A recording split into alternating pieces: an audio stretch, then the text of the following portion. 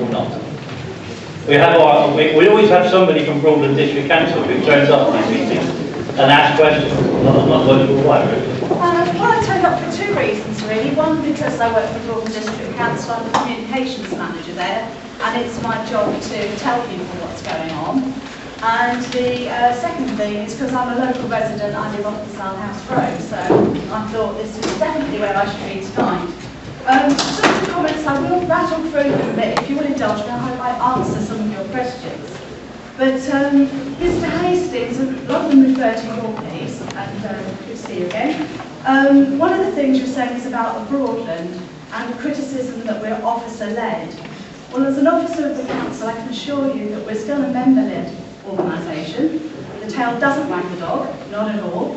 We're very accountable, but we do work as a team with our members and give them advice, and obviously we've got a lot of talented people at Broadland, especially with environmental qualifications. You mentioned we have a very close relationship with developers that was giving you concern, and you said it might even be illegal.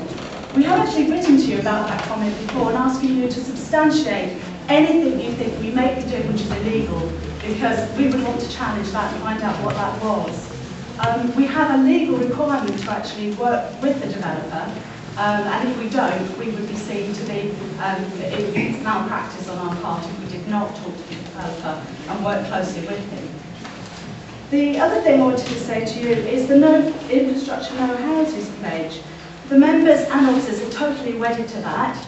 I say, as editor of Broadland News, I put an article together and just didn't make it clear in the first paragraph that no houses, no infrastructure, and I had a phone call from a member and the chief planner within minutes of me, sending that to them to say, no, you're not making it clear enough. It's no infrastructure, no houses. That is where we're coming from. That isn't what was said at the planning inquiry today, can I say? Were you there? I wasn't at the planning inquiry today, no. Our chief planner certainly was. Our chief planner, who works for Broadland, also appears to be the chief spokesman for the GNDP. Who pays for that? Well, the GNDP is actually a representation of the councils. It has no power in its own right, but each of the councils stands as its own decision-making body, its elected body. So they actually join forces to talk as the GNDP, but the accountable bodies are the councils.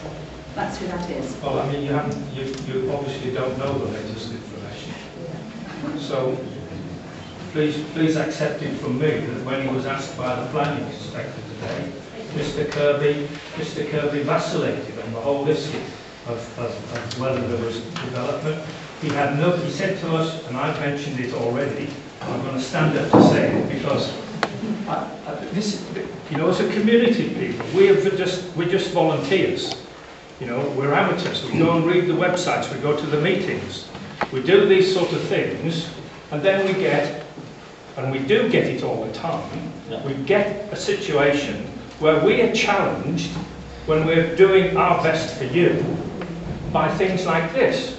And it was quite clear today that when he was asked about the NDR and about what was going to happen if there was no NDR, he wasn't able to answer the question.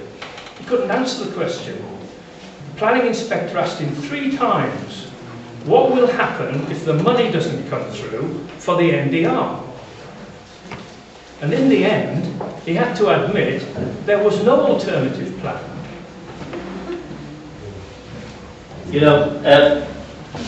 18 months ago, I was a senior civil servant in the Treasury, and my boss was a certain Mr. Brown. And I can tell you now, because I still have contacts back there, I'm no longer a senior civil servant, so I can say this, that the funding will not materialise.